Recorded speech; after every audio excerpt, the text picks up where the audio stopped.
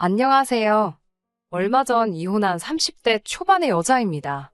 저보다 2살 많은 남편과는 지인의 소개로 만났습니다. 당시 남편은 중소기업을 다니는 평범한 회사원이었어요. 저는 가죽 공방을 운영하고 있었고요. 남편의 순수하면서도 적극적인 애정 공세에 제가 마음의 문을 열게 되면서 연애를 시작하게 되었지요. 마냥 달달한 사랑만 주고받을 것 같았지만 막상 연애를 시작하고 나니 현실은 드라마와 완전히 다르더라고요. 특히 데이트 비용에 있어서는 더욱 그랬습니다. 드라마에서는 남자 주인공들이 아빠 미소를 지으며 신용카드를 착착 긁잖아요. 하지만 남편은 달랐습니다. 메뉴판을 보며 눈알을 굴리고 특히 회전초밥집에서 있었던 일은 지금도 머릿속에서 떠나질 않네요. 회전초밥집에 가면 그릇마다 가격이 다르잖아요. 저는 어차피 양이 작아서 많이 먹지도 못하고 그래서 기왕 한 접시를 먹더라도 가격은 생각하지 않고 먹고 싶은 맛으로 골라 먹습니다. 특히 저는 장어를 좋아하기 때문에 장어만 3-4접시 먹고 끝내는 일도 허다해요. 그날도 저는 평소처럼 장어초밥이 올려진 접시를 들었는데 남편이 한다는 소리가 자기가 산다니까 혹시 비싼 것만 골라 먹는 거냐입니다. 근데 그 목소리가 농담을 하는 게 아니라 정말 짜증이 가득했습니다.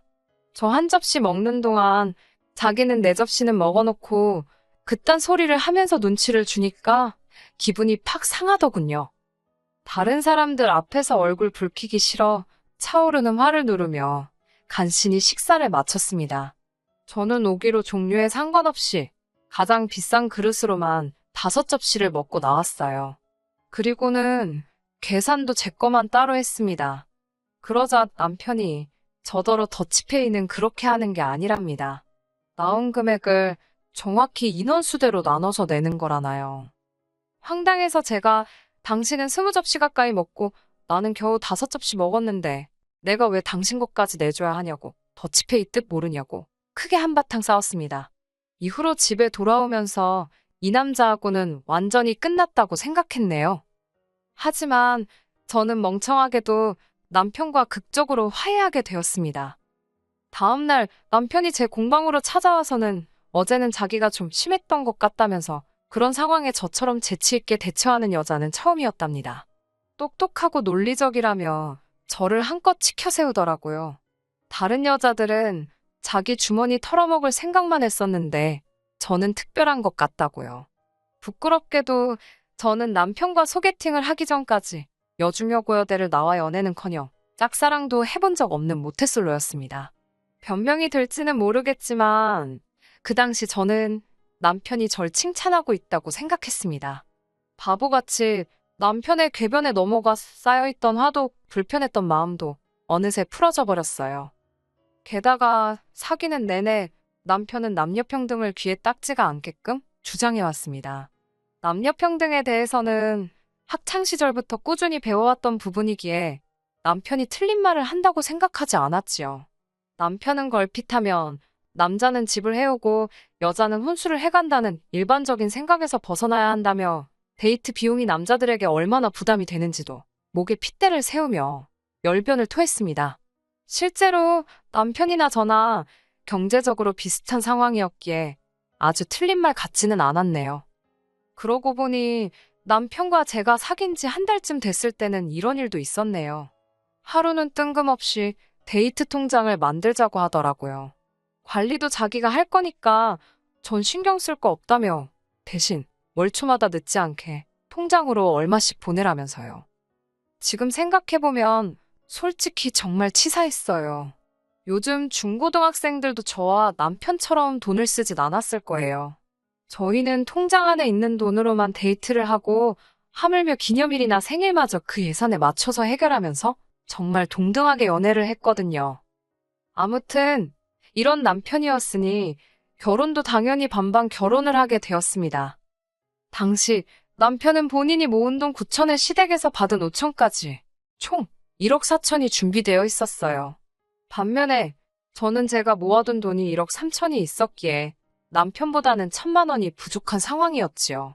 괜히 혹시라도 나중에 자기가 돈을 더 썼네 어쨌네 소리가 나올까봐 친정부모님께 1,000만 원만 보태달라고 부탁드렸어요. 사실 친정부모님은 더 많이 보태주고 싶어 하셨는데 남편과 연애하면서 배운 바가 있었는지 저도 굳이 반 이상 보태야 할 이유를 모르겠더라고요. 그래서 싫다고 했습니다. 살다가 정말 힘든 순간이 오면 그때 도와달라고 부탁드리겠다고 했지요. 그렇게 정확히 2억 8천을 만들어 그 돈으로 전세도 구하고 결혼식도 올리고 신혼여행도 다녀오고 했습니다. 결혼할 당시 남편은 연봉 4천 정도로 이거저거 뺄 것 빼고 나면 대략 한 달에 300 좀 넘게 벌고 있었습니다. 저는 계절에 따라 약간의 차이가 있었지만 그래도 평균을 내보면 대략 한 달에 3, 400 정도 벌고 있었고요. 아이가 없는 맞벌이 부부로서 아주 넉넉하지도 않았지만 부족한 돈도 아니었습니다. 당분간은 신혼을 즐기며 약간은 여유를 부리고 싶은 마음이었지만 남편은 결혼 생활 역시 반반씩 부담하길 원하더군요. 그 성격을 모르고 결혼한 것도 아니었으니 결국 각자 150씩 생활비로 부담하기로 했습니다. 그렇게 결혼한 지 3달쯤 지났을 때였어요. 하루는 남편이 아무래도 회사를 관둬야 할 것 같답니다. 그게 무슨 소리냐고 물으니 어두운 표정으로 회사에서 있었던 일을 털어놓더라고요. 지금 이 사연을 적으면서 다시 그때를 떠올리니 제 얼굴이 다 화끈거리네요. 그날은 대청소를 했던 날이었어요. 얼마 전부터 자꾸 집에 개미가 보여서 무척 신경이 쓰였거든요.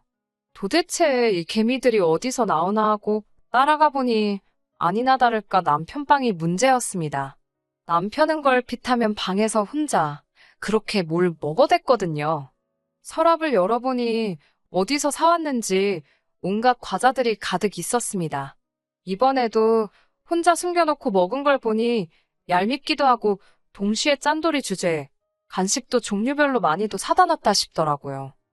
심지어 평소에 잘 마시지도 않는 믹스커피에 비타민 음료까지 있는 건 좀 의외였지만요. 하지만 간식의 출처를 알게 된 저는 정말 충격과 수치스러움에 당장이라도 자리에서 쓰러질 것만 같았습니다. 그 모든 간식들이 남편이 일하는 회사 사무실 탕비실에서 가져온 거라네요. 집에 오기 전에 한 주먹씩 챙겨서 가져왔답니다. 제가 어이가 없어서 간식이 먹고 싶으면 사 먹으면 되지. 그걸 왜 챙겨왔냐고 따지니까 영양가도 없는 간식을 자기 돈 주고 사 먹기가 싫었다나요? 그러면서 꽤나 논리적인 척 한다는 소리가 자기가 남들보다 과작간만큼은 일을 더 한다며 억울하답니다. 저 인간이 떠드는 게 말인지 막걸리인지 한숨이 나오더라고요. 진짜 문제는 얼마 전 입사한 신입 직원이 남편이 탕비실 물건을 훔쳐간다며 윗선에다가 일렀답니다. 이게 횡령이 아니면 뭐가 횡령이냐면서요. 남편은 쪽팔려서 어디다 어떻게 해야 하냐고 물어보지도 못하고 어영부영 시간을 보냈다더군요. 그렇게 이도저도 못하고 며칠을 우왕좌왕하는 사이에 탕비실 거지 사건이라며 사내에서 남편에 관한 안 좋은 소문이 돌기 시작했고요. 이후로는 남편이 탕비실에 물이라도 한 잔 마시려고 갈라치면 몇몇 직원들이 도끼 눈을 하고 남편을 째려보더랍니다. 심지어 남편이 탕비실을 떠나면 간식이 몇 개나 사라졌는지 확인해 본다며 남은 개수를 세는 직원들도 있었다네요. 남편은 분통을 터뜨리고 있었습니다. 그런 한심한 이야기를 떠들면서 쪽팔려서 회사를 관둔다고 하더라고요. 어이가 없었지만 본인이 괴로워서 못 다니겠다는데 무조건 나가라고 할 수도 없고. 그나마 다행인 건 그 시기에 제가 수입이 많이 늘었다는 겁니다. 제가 아는 친한 동생이 아침 방송 PD로 일하고 있었습니다. 하루는 나만의 특별한 패션 아이템이라는 주제로 방송을 한다면서 연락을 해왔어요. 저만 괜찮다면 제 공방을 방송에서 소개하고 싶다면서요. 제 입장에서야 저절로 홍보가 되는 거니 거절할 이유가 없었지요. 방송의 힘이란 생각보다 훨씬 더 세더라고요. 동네뿐만 아니라 인근 지역에서까지 수업을 들으러 오는 사람들이 생겼고 제작을 의뢰하는 손님들도 많아졌습니다. 덕분에 한 달에 3, 400에 불과했던 수입이 2배가 넘게 되었지요. 물론 제 수입과는 별개로 남편이 회사를 관두게 되었으니 생활 자체가 예전보다 더 나아졌다는 느낌은 없었습니다. 오히려 둘이서 300만 원의 돈으로 생활을 하다가 제가 외벌이를 하게 됨으로써 생활비도 반토막이 났으니 심리적으로 전보다 더 빠듯한 느낌이었어요. 남편은 회사를 알아보고 있다고는 했지만 워낙에 불경기였잖아요. 좋은 소식은커녕 서류도 통과하지 못하는 눈치였습니다. 그렇게 한 달쯤 지났을 무렵 남편이 저에게 부탁이 있답니다. 뭐냐고 물으니 지금부터 생활비 관리를 자기가 하면 안 되냐고 묻더라고요. 가뜩이나 자기가 생활비도 못 보태는데 관리까지 제가 하고 있으니 뭐 하나 작은 거 사는 것도 눈치가 너무 보인다나요? 저는 남편이 짠돌이에 거지근성이 있는 건 알고 있었지만 자격지심까지 가지고 있을 줄은 몰랐습니다. 고민 끝에 남편에게 생활비만큼은 알아서 책임지고 잘 관리해달라고 부탁했어요. 하지만 이건 고양이에게 생선을 맡긴 격이었네요. 남편과 생활비를 반반 부담하던 시기에는 집안일도 반반씩 했었어요. 집안일이라는 게 칼같이 절반으로 나눌 수는 없었기에 제가 음식을 하면 남편이 설거지를 하고 제가 빨래를 하면 남편이 청소를 하는 식으로 했었지요. 하지만 생활비를 저 혼자 부담하게 되면서 집안일은 자연스레 남편 몫이 되었습니다. 집안일이라는 게 해도 티가 안 나잖아요. 그래서 남편에게 크게 뭘 바라거나 하지 않았어요. 오히려 생활비를 내고 말고 여부를 떠나서 고마운 마음이었지요. 그러던 어느 날 모처럼 일찍 집에 왔는데 집에 먹을 만한 게 없길래 남편에게 같이 마트에 가자고 했습니다. 그러자 남편이 굉장히 난처한 표정을 짓더니 생활비를 다 썼답니다. 그때가 생활비를 주고 3주도 되지 않은 시점이었기에 저는 큰 충격을 받았어요. 3주 만에 150을 어디다 다 쓴 거냐고 하니까 남편은 별일 아니라는 듯 물가가 너무 오르지 않았냐며 말이 나와서 말인데 생활비를 올려야 할 것 같답니다. 얼마나 올리자는 얘기냐니까 200에서 250 정도면 좋겠다고 하길래 어쩔 수 없이 200으로 하자고 했습니다. 그리고 제가 남편에게 영수증은 다 챙겨놓으라고 했습니다. 도대체 어디에 얼마나 쓰는지 확인을 해봐야겠더라고요. 그렇게 또 한 달이 지났고 남편은 어김없이 생활비가 부족하다고 했습니다. 남편에게 영수증 좀 같이 보자고 했어요. 솔직히 집안에 경조사가 많은 것도 아니고 애가 있는 것도 아닌데 왜 생활비를 주면 한 달도 되기 전에 다 털어먹는지 도무지 이해할 수가 없었거든요. 남편은 순순히 영수증 한 뭉치를 제 앞에 들이밀었습니다. 대충 훑어보니 죄다 집에서 멀지 않은 슈퍼마켓에서 쓴 거더라고요. 품목도 소고기, 돼지고기, 뭐 할 것 없이 다양했고요. 영수증을 보고 나니 이 상황이 더욱 이해가 되지 않았습니다. 거의 일주일에 두세 번은 꼭 마트에 다녀왔던데 왜 냉장고가 비어있는 건지 음식을 해먹은 흔적이 없는 건지 남편에게 물으니 자기가 점심때 혼자 다 해먹었답니다. 워낙에 식탐이 많은 사람이긴 하지만 솔직히 너무한다 싶더라고요. 그렇다고 치사하게 먹는 걸로 뭐라고 하기도 그렇고. 그리고 며칠 뒤 집으로 돌아오는 길에 우연히 남편을 만났습니다. 어디 다녀오냐니까 아무것도 아니랍니다. 남편의 그런 반응에 마음이 살짝 상했지만 크게 개의치는 않았어요. 모처럼 아이스크림이 먹고 싶어서 남편과 함께 슈퍼마켓에 들리게 되었습니다. 슈퍼마켓에 들어서는데 남편이 모자를 푹 눌러 쓰더라고요. 왜 그러는지 이유는 상상하지도 못했지요. 간단한 요깃거리와 아이스크림을 고른 뒤 계산대에 줄을 섰는데 남편이 자꾸 딴청을 피우더라고요. 저는 처음에 생활비로 계산하기 싫어서 그러는 줄 알았습니다. 유치한 남편 행동에 혀를 내두르며 제가 계산을 하고 있던 찰나였어요. 계산대에 계시는 아주머니께서 남편을 아는 체 하시더라고요. 평소에는 매일 어머님이랑 오더니 오늘은 와이프랑 왔나 보다면서요. 어머님이랑 마트를 왔다니 그게 무슨 소린가 싶었습니다. 남편이 당황한 걸 보니 뭔가 있다는 확신이 들었습니다. 아주머니께서는 남편이 하루가 멀다 하고 어머님을 모시고 와서 어머님이 필요하시다는 건 다 사주더라며 저에게 아들 며느리가 엄청 효장가 보다고 그러시더군요. 그러면서 저희 남편이 마트 VIP라대요. 집으로 돌아와서는 남편에게 어머님이랑 슈퍼마켓에 다녔다는 게 무슨 말이냐고 물었습니다. 그러자 남편은 그 아줌마가 뭘 잘못 봐도 한참 잘못 본 거라며 오리발을 내밀더라고요. 제가 한번 차량 슈퍼마켓에 뭐가 찍혔는지 물어볼 거냐며 증거를 찾아서 코앞에 들이밀어줘야 되냐고 따져 물었습니다. 그러자 남편도 더는 감추기가 어렵겠다 싶었는지 배째라는 식으로 그랬는데 어쩔 거냐대요. 솔직히 아들이 어머님 장 좀 봐드릴 수 있습니다. 제가 화가 나고 이혼까지 결심하게 된 건 단순히 남편이 어머님 대신 계산을 해서가 아니에요. 남편이 어머님의 장을 봐드린 이유가 어이가 없었기 때문입니다. 남편은 어머님이 당신이 필요하신 걸 고르시면 저희 생활비 카드로 결제를 한 뒤 어머님께 현금을 받아 챙겨오고 있었답니다. 한마디로 카드깡을 하고 있었던 거예요. 다 커서도 부모님께 손 벌리는 자식들이 있다는 이야기는 들어봤지만 부모님과 짜고 카드깡을 하는 다 큰 자식 이야기는 들어본 바가 없습니다. 황당하고 어이가 없어서 도대체 무슨 생각으로 그런 일을 한 거냐니까 자기가 집안일을 하는데 제가 알아주지도 않는 것 같고 그래서 셀프로 자기 몫을 챙겼답니다.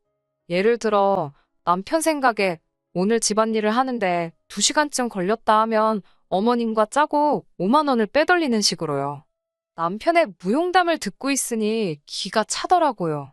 아무리 부부 사이라도 그거 사기라니까 저더러 말이 너무 심하답니다. 이게 다 자기의 공로를 인정해주지 않는 저 때문에 일어난 일이라고요.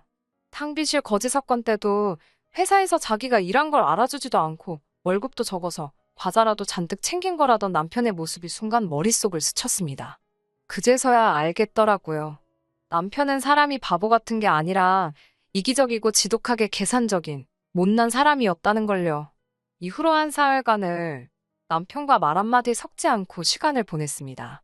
남편의 말 같지도 않은 궤변에 더 이상 놀아나고 싶은 마음은 없었으니까요. 어머님도 이번 일을 알게 되셨는지 전화를 해오셨지만 받지 않았습니다. 행여나 마음이라도 약해지면 곤란하니까요. 남편에게 이혼하자고 했습니다. 자기가 돈을 못 벌어서 그런 거냐며 너무하다고 발악을 하는 남편에게 저는 다른 건 다 참아도 양심에 털난 사람하고는 못 산다고 했어요. 평생을 믿고 의지해야 하는데 너 같은 거짓말쟁이를 어떻게 신뢰할 수 있겠냐고요.